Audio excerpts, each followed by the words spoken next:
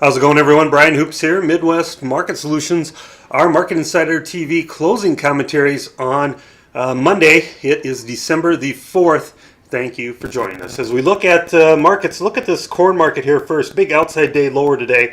We didn't have a whole lot of strength Sunday night into Monday morning, but it quickly faded as I think there was quite a bit of producer selling as we tested some key resistance right at this area here around 359.5. We did get above it real briefly, but could not sustain anything. And then we saw a lot of selling creep into the market. And after we took out Friday's lows, that selling intensified, blow it up a little bit here, intensified below this area, and that produces outside day lower. So it's a bearish technical action. The fundamentals aren't overly bullish for corn. We know there's huge supplies waiting there to be sold. That's going to limit rally attempts, and rallies are going to be real choppy in here. And unless we get some real weather adversity out of South America, I think that's we're going to be left with 10-cent type rallies as selling opportunities. Now, as we look at the soybean market, we were quite a bit higher at one point in the soybeans. And I'm going to blow this chart up a little bit here.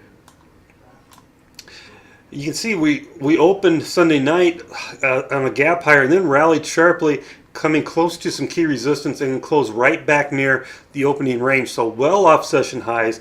The weather is still a concern in Argentina. That hasn't changed. In fact, the forecast that we're seeing call for additional hot temperatures. In fact, it's going to get very hot by the end of December. Unless those forecasts change, beans have a good chance to continue to move higher. This was technically a poor close. We'll probably trade inside of this range here for the next several days until we get a better handle on the weather.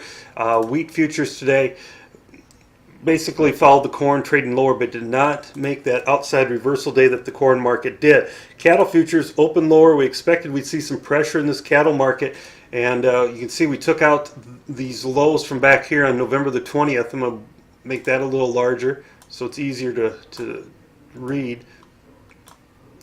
These were some key support areas. We took that out on Friday and closed below it, and then we traded below it again here today. We opened lower, did try and rally. In fact, come back and filled the gap that we left after Friday's trade, and then closed lower once again. So technically negative, but we're very oversold in this cattle market. We're due to have some sort of a bounce and recovery.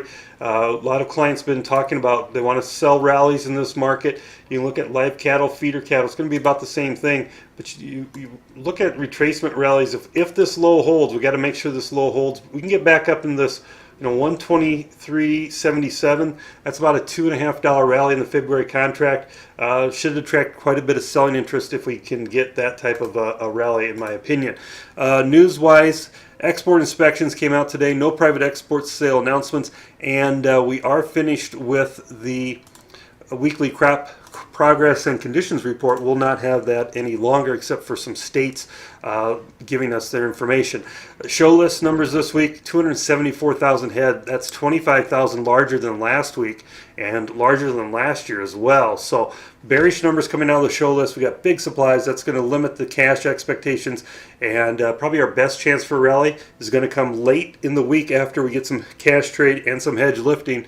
That's when I think we could see a rally. Have a great night. Good luck on your trades, and we'll talk to you in the morning. This has been Brian Hoops from Midwest Markets.